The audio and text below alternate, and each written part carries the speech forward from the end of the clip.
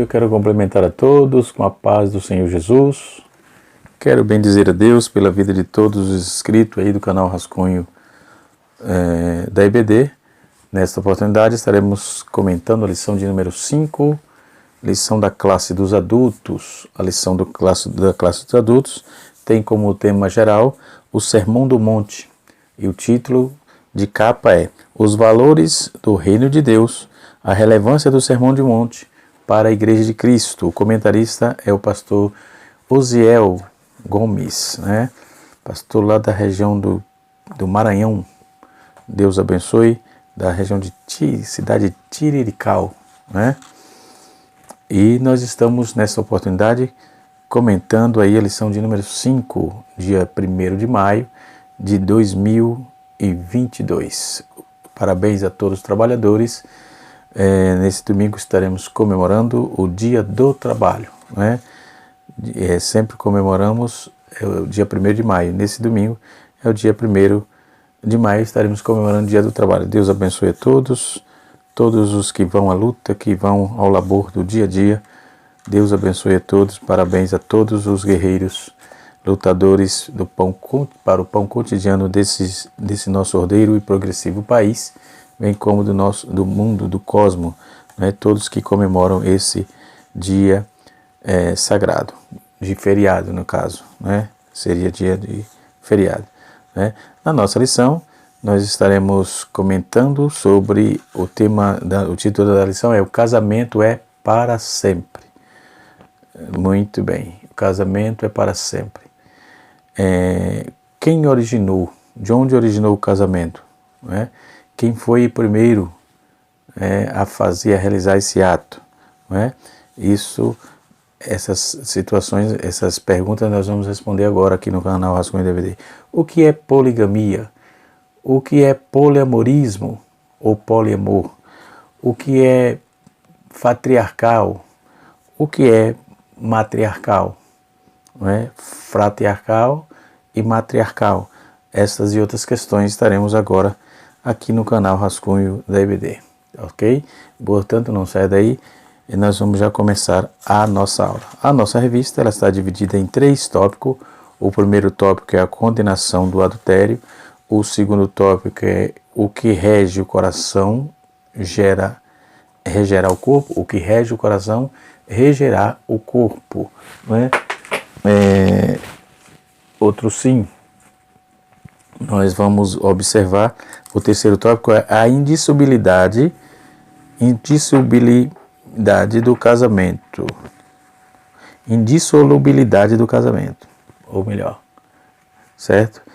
Porque o casamento é para sempre, não é para se desfazer. Casa hoje, larga amanhã, e assim sucessivamente. Dificuldades podem surgir, mas precisamos nos perdoar sempre, ok? Então nós vamos estar tratando deste assunto. Para isso, nós vamos, como estamos no Sermão do Monte, nós temos a leitura bíblica em classe, que está pautada em Mateus capítulo 5, verso de número 27 a 32, que nos diz o texto: ouviste que foi dito, não cometerás adultério. Nós vamos ver essas referências de Êxodo capítulo de número 20, versículo 14, Deuteronômio capítulo 5, verso 18, São as referências propostas, vindo do Antigo Testamento. Depois nós vamos ver, mas eu vos digo que qualquer que olhar para uma mulher, cobiçando-a em seu coração, já cometeu adultério com ela. Vamos ver isso em Jó 31, também corroborando, versos 5 e 6. Isso é a lei e a graça. Depois nós vamos ver o versículo 29. O versículo 29 é assim: portanto, se teu olho direito te faz tropeçar, arranca e lança-o de ti, pois é melhor que se perca um dos seus membros do que o teu corpo seja lançado no fogo do inferno. Referência nós vamos ter em Mateus capítulo 18, verso de número 8 e 9, e Marcos capítulo de número 9, verso 47. Esses instrumentos, isso aqui seria o instrumento do pecado, os instrumentos do pecado. O olho, olhou, focalizou, coisas que não é seu, que não é para você. A Bíblia, principalmente nesse quesito aqui, já cometeu adultério. Versículo 30 do capítulo 5 diz assim: e se a tua mão direita te faz tropeçar, corta, lança diante de ti, pois é melhor que se perca um dos teus membros do que todo o teu corpo vá para o fogo do inferno. Não é? Vamos ver no versículo 31. Também foi dito: quem repudiar sua mulher, dê-lhe carta de divórcio. Deuteronômio 24, verso 1 a 4, verso 1 e 4. Mateus capítulo 19, verso 7, Marcos capítulo 10, verso 11 e verso 12, e Lucas 16, verso de número 18. Não é? Então, vamos ver que esse comportamento perfeito nos litígios, por exemplo, matrimoniais, a diferença entre o repúdio e o divórcio. Não é?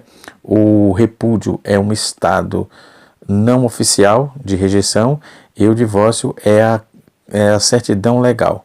Quem está em estado de repúdio, sem a carta de divórcio, comete adultério e uniciar outra pessoa. Não é? Diga-se de passagem que esse tema vem desde o Deuteronômio, do Antigo Testamento, não é? E desde do Deuteronômio, desde o livro do Êxodo, né? E chega no Novo Testamento com muitas especulações, ok? Então, de fato aqui, no resumo de tudo, o casamento, Deus criou essa união, Deus estabeleceu essa comunhão entre duas pessoas, homem e mulher. Deus não criou Adão e Eva, Deus não criou Adão e Ivo, Deus criou Adão e Eva, e esses modelos que vêm surgindo nos últimos anos, né, na sociedade, eles não são novos, são antigos, têm sido proliferados agora, mas são modelos libidinosos e são antigos. O versículo 31, o versículo 32 diz assim: mas eu vos digo que todo aquele que repudiar sua mulher, se não for por causa de fornicação, e a expõe ao adultério, e quem casar com a repudiada comete adultério. Então, Jesus aqui fecha, né, como ele trabalha aí dentro do contexto, né? Quando vamos ver isso, temos que ir para o capítulo 19 do livro de Mateus, do livro proposto aqui, ok? Isso vai tratar do comportamento, vai tratar dos exemplos do corpo como um comportamento perfeito, quantas realizações e atuações das mãos. Muitas vezes as mãos são pessoas que executam as nossas ordens, ou seja, isso trata-se dos instrumentos do pecado, ok? Então vamos tratar desse assunto doravante, ok? Muito bem, trazendo tudo isso, a nossa leitura bíblica clássica já foram feitas, então nós vamos tratar a respeito do caráter vitalício do casamento. Então vamos ver que a Bíblia condena o adultério, né? O adultério e a Bíblia condena o adultério e afirma a indissolubilidade do casamento, ou seja, não pode se diluir, não é dissolúvel, não pode acabar. Nem no contexto de uma instituição do casamento é tão atacada atualmente, né? E aprendemos que o estudo fortalecerá a instituição do casamento e apresentará o seu caráter divino, pois Deus, quem a instituiu, essa instituição, o casamento foi Deus quem a instituiu, não é? Podemos observar que todo o fator motivacional para o casamento foi Deus que estabeleceu e é Ele que cuida disso. E quando o homem causa a indissolubilidade, vai ter dificuldades, não tenha dúvida a respeito, né? Então, a Bíblia apresenta a condenação do adultério. A Bíblia mostra que quem rege o coração, aquilo que rege o coração regerá no corpo também, e afirma também que o casamento é indissolúvel, né? Não pode ser dissolvido, entendeu? Qual é a motivação que temos isso? Todo o seguidor de Jesus, né, tem em alta conta a instituição do casamento, ou seja, uma instituição vinda de Deus, né, para o homem e a mulher. Por isso os valores da Bíblia que regem o casamento são opostos, né, aos que são propagados no mundo atual. Ou seja, sugestões no método, por exemplo, o método tradicional do casamento está em sistemáticos, por exemplo, ataque secular, né, e nós vamos observar isso. Então, dentro do que vamos aprender hoje, nós vamos aprender que o casamento não é constituído de pessoas rivais, né? Vive sobre o mesmo teto, né? Requer disposição para se comunicar, amar e ajudar. Então, o convívio do casamento, debaixo da perspectiva do amor cristão, é o antídoto para o fracasso no casamento. Então, e o desejo de Deus é que o casamento dure até que a morte o separe, não é? E assim sucessivamente. Nós vamos observar que dentro do Sermão do Monte, que Jesus evidencia a justiça e o caráter dos discípulos, acima da postura dos escribas e fariseus, ele trabalha a preservação do casamento, foi muito bem destacada ao evocar o 7º mandamento, não adulterarás. Capítulo 20, verso 15 do livro de Êxodo. A intenção de Jesus aqui é colocar o casamento em seu devido lugar, como foi designado, né, pelo próprio Deus, em Gênesis capítulo 2, versículo 24, né, na continuidade do ensino de Jesus.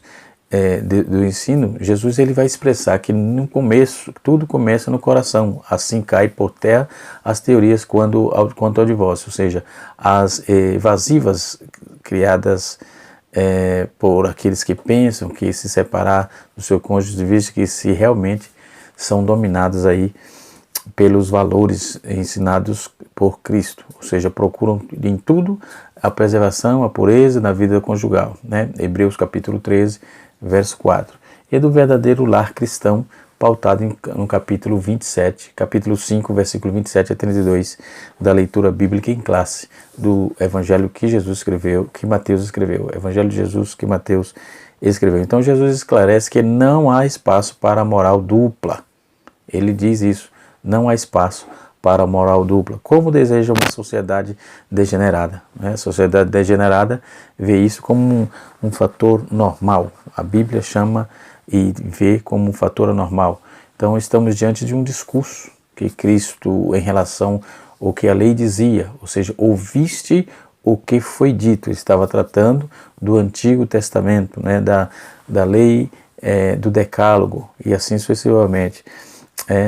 Não adulterarás, isso pautado no mandamento, no 8º mandamento de não adulterar, como está escrito em Êxodo 20, verso 14. Né? Eu, porém, vos digo que qualquer que olhar para uma mulher com a intenção impura no coração, já cometeu adultério com ela. Capítulo 5, verso 37.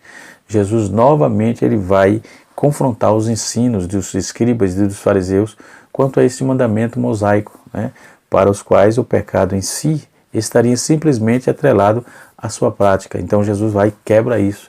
Não é só a prática, é até a intenção, ou seja, o ato físico consumado. Né? A prática seria o ato físico consumado e a intenção também causaria prejuízos escabrosos. Né? E muitas vezes podemos aí notar que a forma como os escribas e os fariseus atuavam para a lei estava ligada tão somente à letra, né?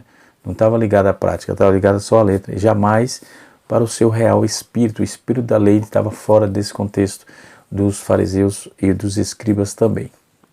Isso consistia também a morte de Cristo, espaltada em 2 Coríntios capítulo 3, verso de número 6. Então a lei sempre procurou ressaltar algo muito além do que apenas o literal, muito além. Isto se comprova bem com o caso da ordem de não adulterar, pois, como vamos ler no capítulo 20, verso 17, o Senhor atentou para o lado interno do homem, dizendo, não cobiçará a mulher do teu próximo. Ou seja, com isso, ele estava destacando a importância do que havia dentro do coração. Né? Então, vamos compreender que a lei de Deus, nas Escrituras, na Bíblia, ela era clara, né? Quando a penalidade para quem cometesse o adultério, todavia, conforme acima dissemos, vamos ver que ainda no Antigo Testamento podemos ver que era condenável também o pecado cometido aos olhos do coração, né, conforme Jó capítulo 31, versos de 1 a 7, né, o que foi menosprezado pelos intérpretes do Antigo Testamento, de modo que bem forte agora está sendo tratado por Cristo, né?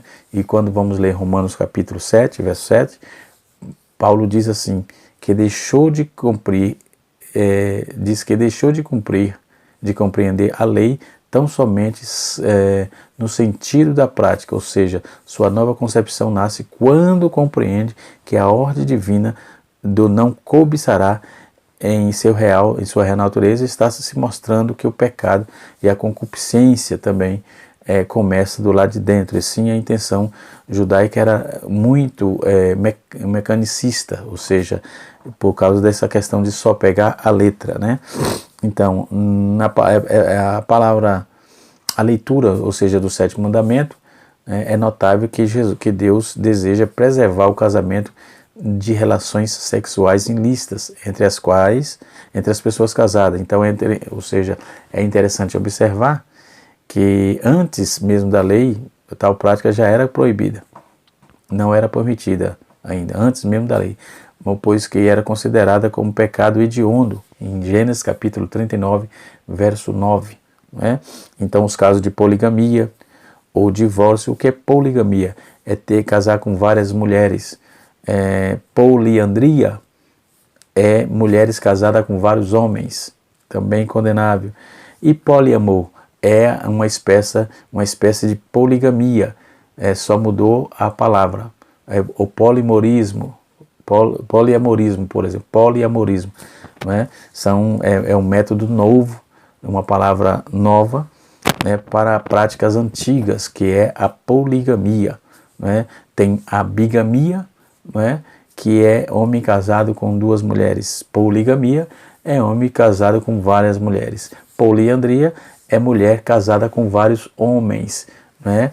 E o poliamor é a poligamia propriamente dita nos dias atuais. Né?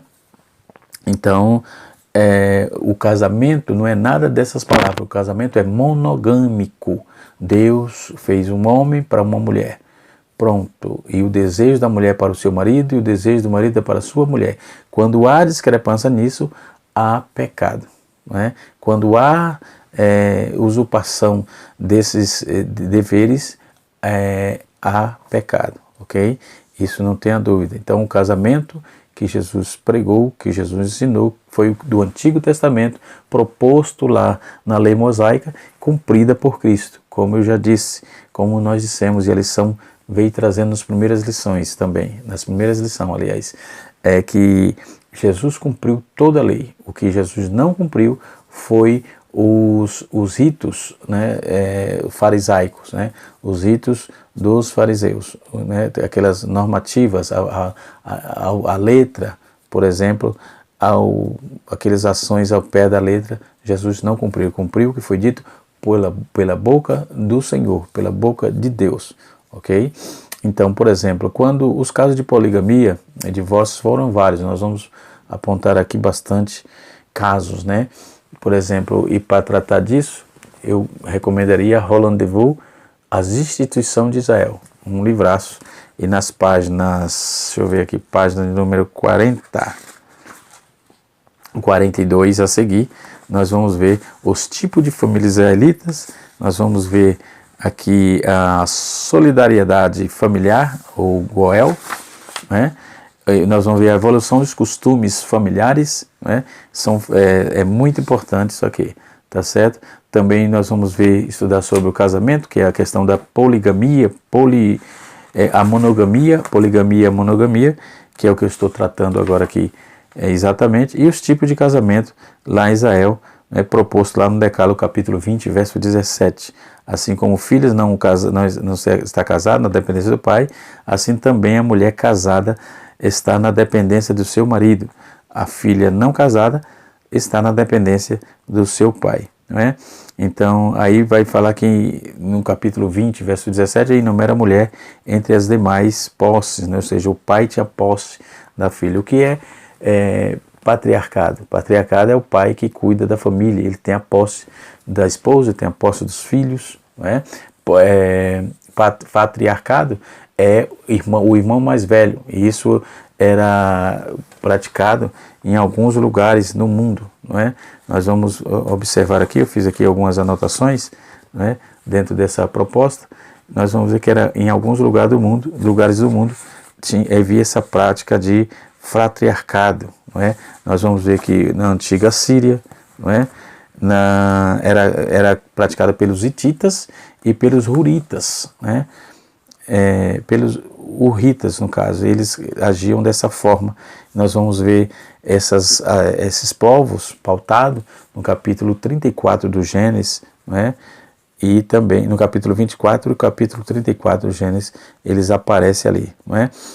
Já o matriarcado era um tipo de família comum dentro da sociedade primitiva, ou seja, não é que a mãe exercia a autoridade, né? Mas que é a determinação do parentesco que por ela aí era determinada. Então a criança pertence ao grupo social, aquela criança que pertencia ao grupo social da mãe, né?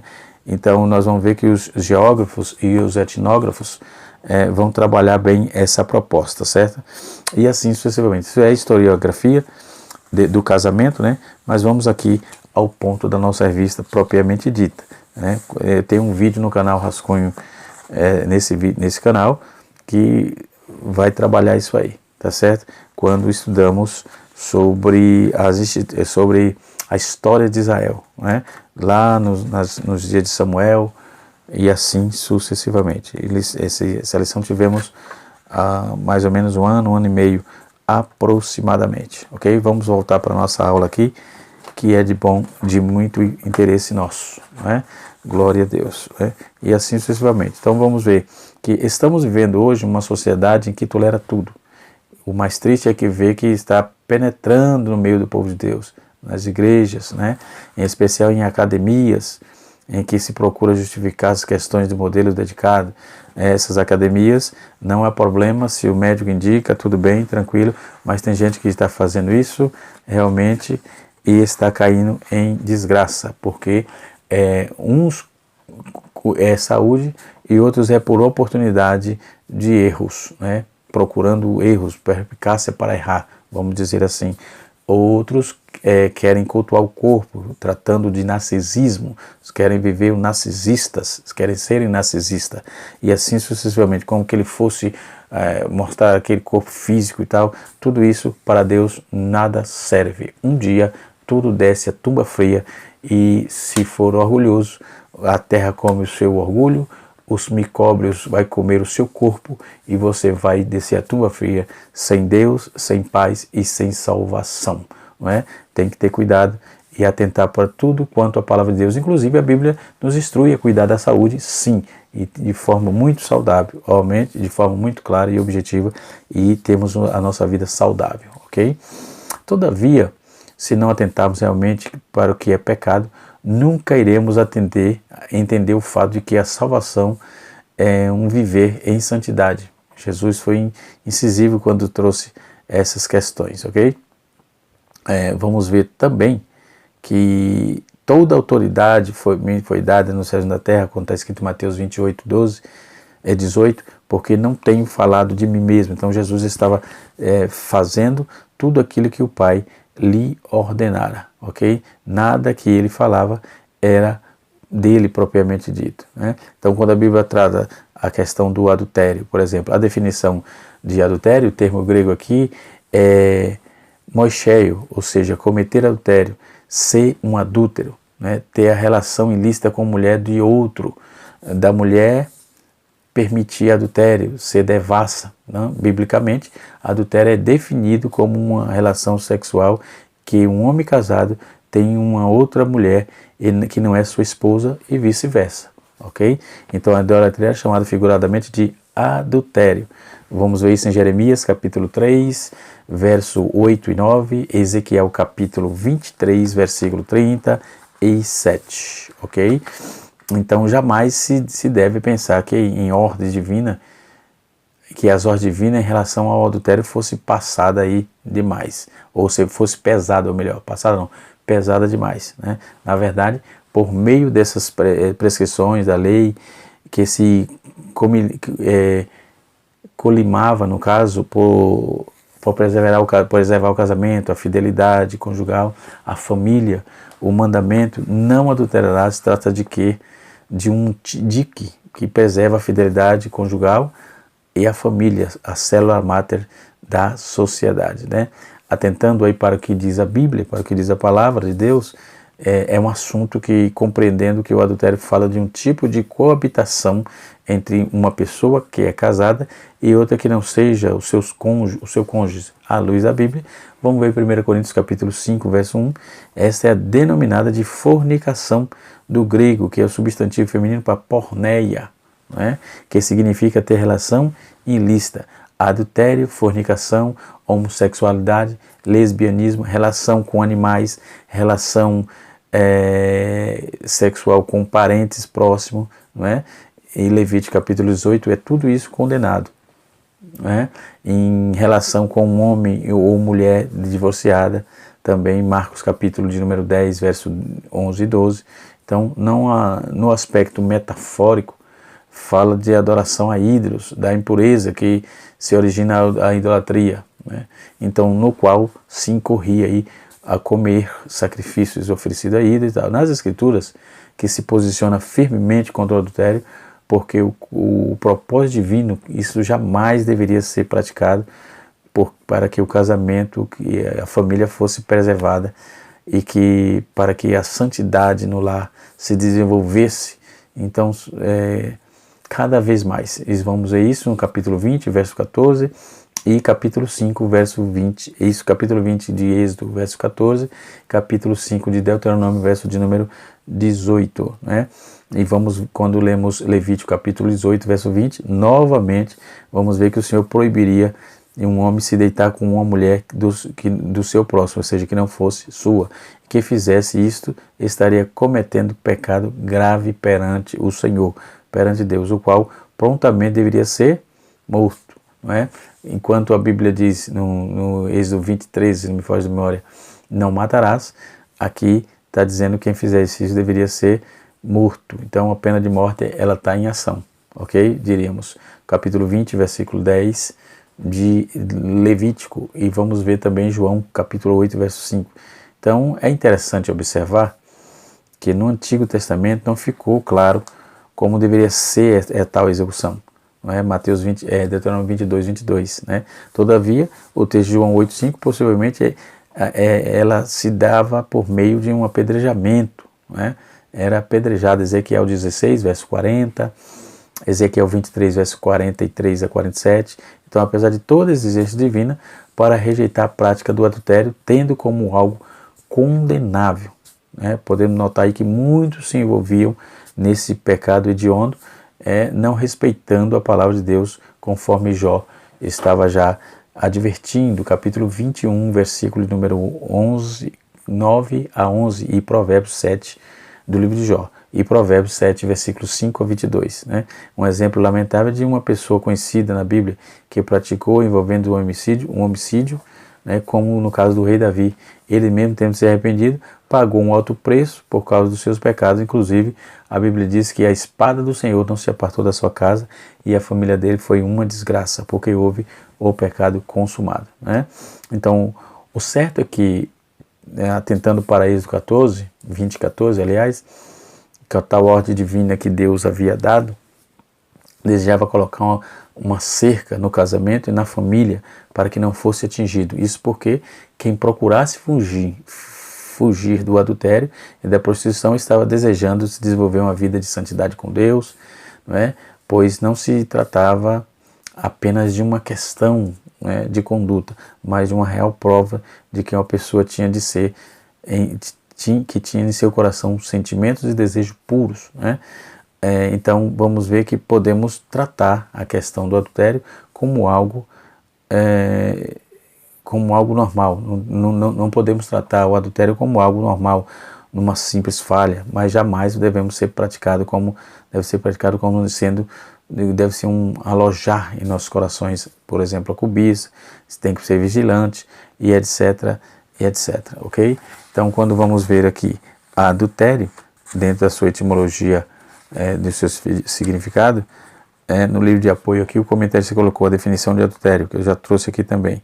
Né? Quanto a esse assunto, compreendemos que o adultério fala de um tipo de coabitação entre pessoas que nem é casada com outra e que não seja o seu cônjuge, entendeu? Conforme eu já citei também. Isso é denominado fornicação, que é do grego substantivo de porneia, que significa ter relação ilícita, adultério, fornicação e assim sucessivamente, e as demais, esses demais atos libidinosos, né, que eu citei aqui. A posição de Jesus quanto ao adultério, ele fala fortemente com respeito a isso. O problema consistia em exposição que fazia sobre ele, ou seja, a qual era defeituosa, né? É possível que fizesse apenas na citação de Êxodo capítulo 20, verso 17. Né? Então, não ligando aí o assunto do 10º mandamento, que estava bem claro, não cobiçará a mulher do teu próximo. Com isso, tivesse feito ligação, teria compreendido que Jesus foi ressaltar, ou seja, que do coração, porque procede tudo, inclusive o adultério, ok? Então, os males do adultério, né? Os males do adultério, o que rege o coração, regerá o corpo. E qual é os males do adultério? Um monte, né? Bastante, não são poucos, né? E assim sucessivamente, ok? Quando vamos tratar, eu coloquei aqui poligamia, nós já falamos sobre isso, né? Poligamia é uma relação ligada entre homens e várias esposas, concubinas, e as subordinadas era permitida na época lá no Antigo Testamento, mas no Novo Testamento é proibido, conforme está escrito em 1 Timóteo capítulo 3, verso 2 e verso 12. Ela não envolvia o pecado de adultério. Né? Apesar de rigorosas proibições bíblicas, o adultério foi amplamente difundido em diferentes épocas e tornou-se particularmente ofensivo como parte do culto cananeu de adoração lá aos Baalins. Né? Tem um livro da CPAD aqui sobre o casamento que é muito interessante, que traz essas informações um pouco mais claras. Mas o dicionário Cliff, por exemplo, nós vamos ver que, lançado aí pela nossa CPAD, vai definir claramente sobre isso. Né? Nós vamos ver que traz a indicação de uma lesidão moral não encontrada nas referências como Jó capítulo 24, Provérbios capítulo 2, Jeremias 23, né? E assim sucessivamente. E traz aí, deixa notório que o caso de Davi foi especialmente notório, deu seus inimigos de Deus e causando aí, na ocasião, uma blasfêmia, né? E assim sucessivamente. Então, o termo adultério é empregado aqui nas Escrituras para designar um ato, uma relação com consentimento mútuo entre um homem e uma mulher, entre um homem casado ou um solteiro, ou seja, a esposa de outro homem. Semelhantemente, o termo é usado aí para designar, que não seja, tem relação com pessoas que não sejam o seu esposo ou sua esposa, e assim sucessivamente. Que Deus em Cristo nos abençoe, que o Espírito de Deus continue falando fortemente no nosso coração e que tenhamos cuidado com a nossa vida conjugal. Deus abençoe e até a próxima, se Deus assim nos permitir. Canal Rascunho da IBD, ensinando para transformar vidas.